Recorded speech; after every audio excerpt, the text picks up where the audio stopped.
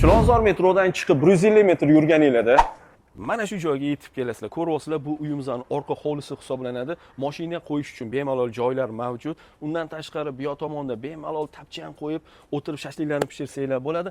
Qolganini uy ichida davom etamiz. Qani keling, uy ichini obzorini ko'ramiz. Ko'rayotganingizdek, bu spalna xonamiz, e'tibor beradigan joylar, mebellarimiz patologgacha yasatilgan.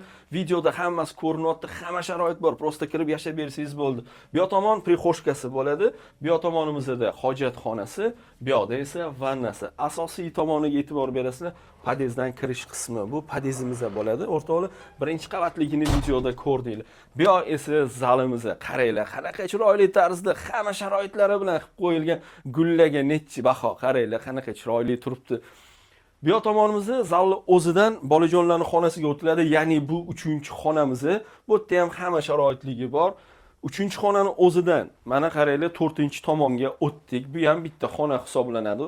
Aslida o'zi bu joy balkon. Balkonimizning razmeri 3 metrga 6 metrlik. Bu yoq tomonimizda kuxonniy zona. Bemalol mana qo'limni men shundoq qilsam ham ikki tomonga tegmayapti. Agar 2 metrlik balkon bo'lganda tegib qolishi ham mumkin edi. Bu joyimizda Chilonzor metroda joylashgan, ko'rdinglar. Hujjat bo'yicha aslida 2 xonali, lekin 60 kvadrat 3 xona 4 xona qilingan varianti. Bu uyimizning narxini $85,500 so'raymiz. Naqdga ipoteka orqali ham xarid qilsanglar bo'ladi. O'rtoqlar, hovli olaman deb yuribsizlar. Hovlisi bilan birga sizlarga tayyor, shinamgina, kompaktni xonadonni hozir obzorini ko'rsatdim. Mana shunaqa yaxshi uy-joylarni yo'qotib qo'ymaslik uchun uy-joy sitiga obuna bo'lib qo'yishni unutmang. Uy-joy siti bilan oson va qulay.